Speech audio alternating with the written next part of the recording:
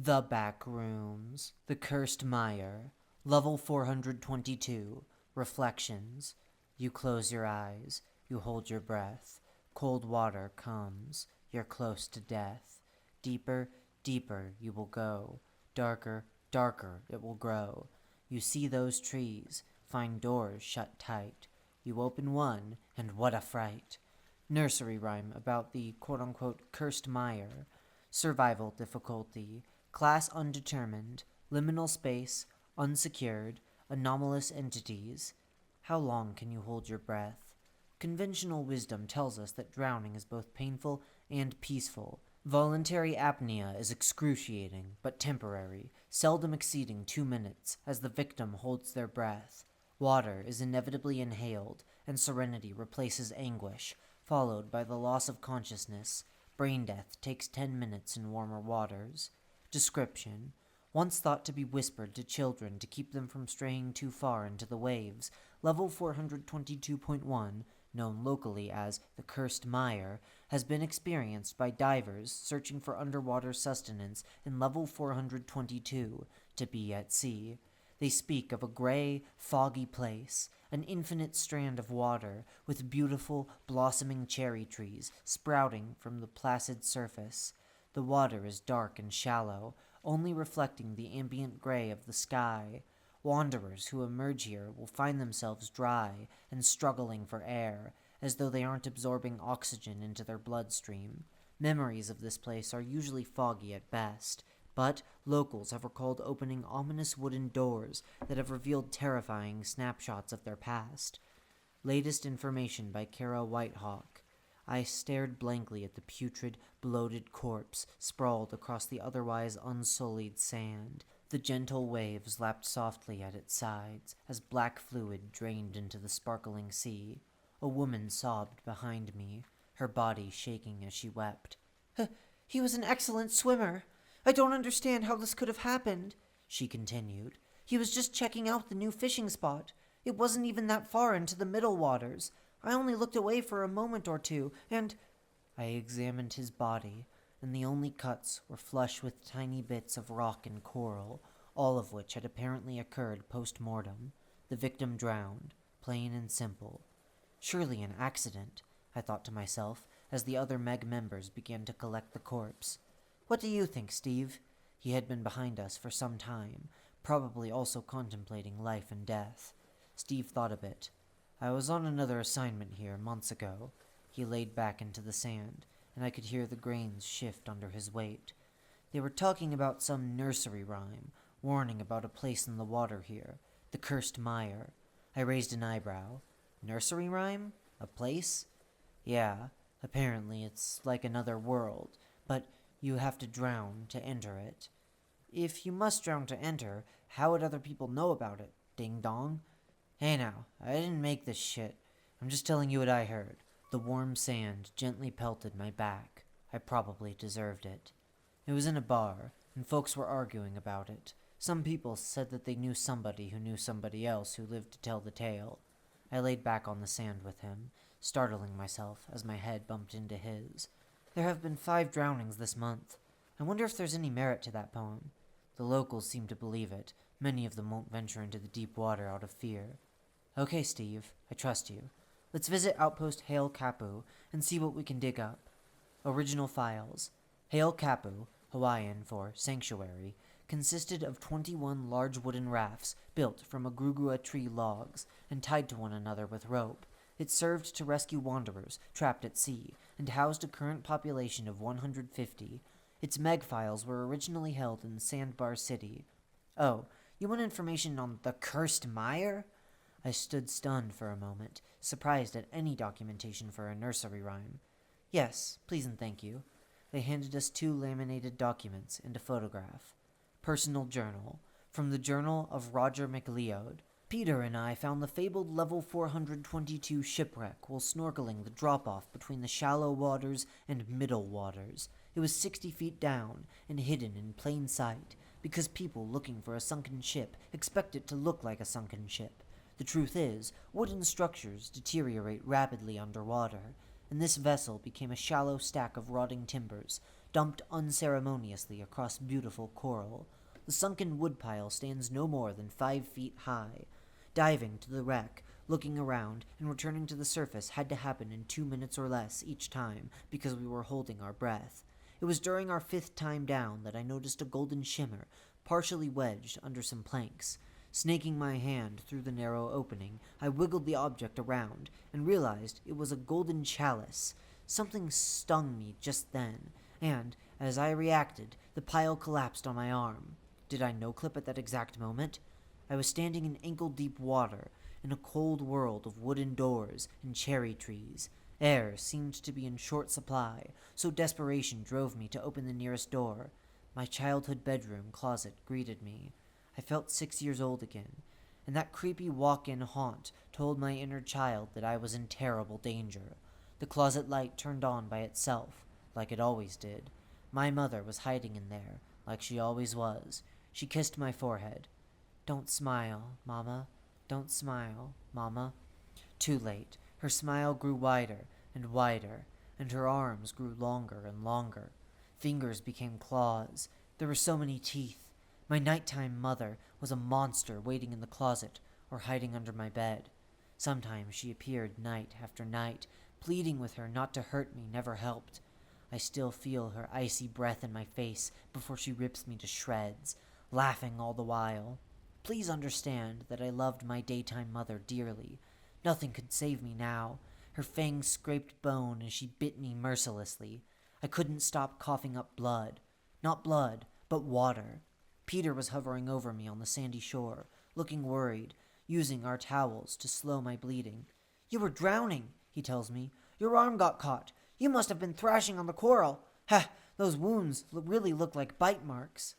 Annotation. Roger McLeod made a full recovery before he disappeared. On the beach, where first aid saved his life, researchers eventually found the chalice, Roger's journal, and a few personal effects. Tormented by nightmares following the near-drowning incident, Roger is hopefully in a better place. Image caption. Golden Chalice, recovered by Roger McLeod on level 422, Meg Archives. Miscellaneous. The Mystery of Charlie Green. Charlie used to love to draw. Monsters. Nightmares. Her life on Earth was devoted to her art. Give the girl some pencils and paper, and she was good to go for hours. No food, no drinks, no friends. Try to give Charlie some drawing materials today, and she will scream in terror. This report begins when we saved Charlie's life. She was drowning close to shore in the shallow waters of level 422.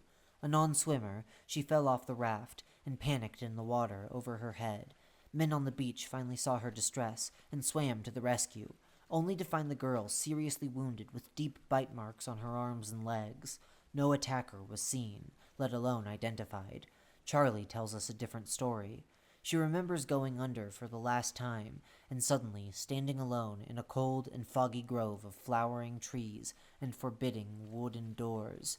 She couldn't catch her breath, as if there was no air in this place. She ran for a door, hoping to escape. The door opened easily and revealed a nightmare, something that she once drew. The larger-than-life pencil drawing uncoiled its long tentacles and began to squeeze through the narrow doorway. She tried to back away, but couldn't. She could move left and right, but not forward and back. Charlie Green became two-dimensional. Everything here turned into sketches and doodles. The quote-unquote drawing attacked. Tentacles and fangs were everywhere. She fought back the best that she could, even breaking off several of the monster's teeth in the process. The next thing she knew, she was wrapped in blankets and on her way to medical treatment. Doctors removed 3 of the creature's teeth from Charlie's left arm. These fangs are razor-sharp, paper-thin, and have an uncanny resemblance to hand-drawn art. Efforts are underway to determine their composition. It is what it is. Image caption. Mysterious, quote-unquote, teeth removed from the arm of Charlie Green. Meg Archives. I would have believed it a coincidence, but both of them talked about doors and trees. "You think they're being influenced because of the nursery rhyme?" Steve asked. "You see those trees, find doors shut tight. You open one, and what a fright." "Maybe, but there also might be something here. I mean, they literally pulled anomalous material from the girl's arm. I wonder if Charlie still lives here." Our eyewitness, Charlie, in fact, does live in one of the 6 dozen huts and cabins in Sandbar City. We rowed our boat over there, the heat of the day pounding on our backs, and approached the well-constructed hut described to us beforehand, one of the few adorned with faded paintings of flowering trees amidst freestanding doors. A young woman sat on a chair, staring blankly at the rolling waves. Charlie?" The woman shook her head, snapping away from whatever daydream she was experiencing. "Oh, yes? Do I know you?" She squinted at both of us, her hand blocking the sun. Even in the brightness, I could see her lovely blue eyes and golden blonde hair that cascaded down past her shoulders. "Yeah. Hey, my name is Kara, and this is my partner, Steve. We're with the Meg, and wanted to ask you about the accident you experienced when you were a child." Charlie stiffened, the wonder draining from her eyes as they filled with fear. "There's nothing much to say. I almost drowned. I hallucinated as I was dying, and they pulled coral fragments out of my arm." Her right hand moved quickly to cover her scars, but they were indisputably in the shape of a bite mark. "Charlie, I'm going to level with you. People are dying, and we have to figure out what's going on. I believe you. I think you saw some sort of anomaly that attacked you. I need to know how to find the place with the trees and doors." She stared up at me for a moment, indecision in her face. She looked around, then briskly moved up to me. She pulled me close, then began to whisper in my ear. "Find a sandy pocket of water and swim deep. Close your eyes and count to 30 in your head. Keep them closed until you feel cold water around you. Then open your eyes. Now please, leave me alone." The experiment. I was jogging towards the beach, Steve desperately trailing me. "Kara, Queen, this is a really bad idea." "Well, I've got you to save me. I can't save you if you no-clip into some dumb, dangerous death level. I believe you. I don't believe in me."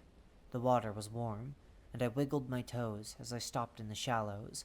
I turned to my partner and said, "Okay, if I'm not out in 5 minutes, pull me out." Steve rubbed his palms on his temples. "Why are you being so reckless?" I looked at him, guilt filling my heart from making him worry. "I'm sorry. I need to know." Steve gave me the sternest look he could muster. 3 minutes. I nodded, turning towards the water. I quickly dove in the warmth surrounding me. I swam into a sandy pit, like Charlie had said. I closed my eyes and waited. I stared into the darkness of my eyelids, counting as the muffled ocean sounds roared around me. After 15 seconds, my chest began to hurt. After 20, the darkness deepened.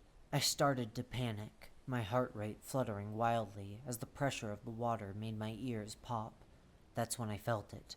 A current of cold water raging past me, enveloping me. No image caption available. It was real. I stood in the gray landscape, my body shockingly dry. The water at my feet left no moisture, just the weight and viscosity of itself. I looked out upon the blossoming cherry trees and wooden doors, finally able to breathe. Except I couldn't. I sucked air in, but there was no relief. Numbness crept into the tips of my fingers as I felt my body struggle from the lack of oxygen. I needed to find a way out, and fast. I began trudging through the waters, glancing at the random doors. Which one was an exit? I was desperate and ripped open the closest door. There was a little girl in the hallway. She hid her face in her hands, crying quietly next to another door.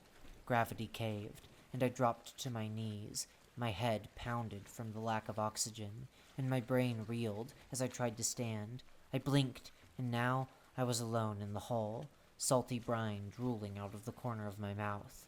Then, for a moment, I had complete clarity. I remembered this moment, frozen in time, years ago. I was the one crying in the hallway. My new mother never once tried to comfort me. She teased me because of my nightmares about the monster living in that closet. She laughed and called it the boogeyman, but it was much worse than that. I grimaced as I turned to the closet door. Even in the darkness, I could see a mottled hand slowly sliding out, grasping the edge of the door as the ungreased hinges screamed in protest. "This can't be happening," I tried to say, but all I could make was gargling noises. All 9 feet of my childhood trauma slunk maliciously from the closet, its insidious glowing white eyes twinkling at me as it spotted its prey. I fell back, my body failing as I desperately tried to crawl away. I looked for a weapon, anything I could use to escape the monstrosity creeping out of the closet. I saw a toy, a plastic doll. It was a gift from my real mother, and perhaps my salvation. The creature cackled as it crawled on top of me, pinning me down. Blackness darkened my vision as water gushed out of my mouth from the presence of its body. The beast pulled its rotten claws back to swing, its paw flying at me full force as I tightly shut my eyes and swung the doll at its hideous visage. I screamed, flailing my arms around, colliding with something soft. "Kara, stop! Ow, stop!" I opened my eyes as a flood of vomit poured out of me. The brightness of the sun hurt, but probably not as bad as the bloody lip that I had just gifted to Steve. What happened?" Steve flopped down, annoyance spattered on his face between the bruises. "Damn it, Kara, you were drowning. I pulled you out and resuscitated you." I lay on the sand, helpless and heaving, as my body recovered from near death. My right hand still gripped the doll as I reached out with my left, gently holding Steve's fingers, the waves crashing into the soft, luminous sand behind us. Summary: defining the level. Sublayer 422.1, officially designated as Reflections, exists on a combined physical, temporal, and ethereal level. This place between places is actually a metaphysical mirror for the victim's darkest fears and memories.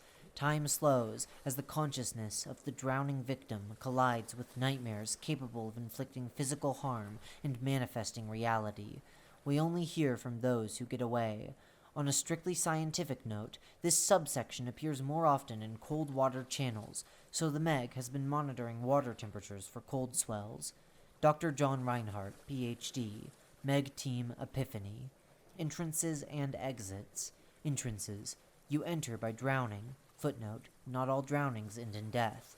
Non-fatal drowning incidents can result in a range of outcomes, from no injuries to brain damage or permanent disability. End footnote. In the waters of level 422. Exits. Any rescue from your drowning. Always dive with a partner.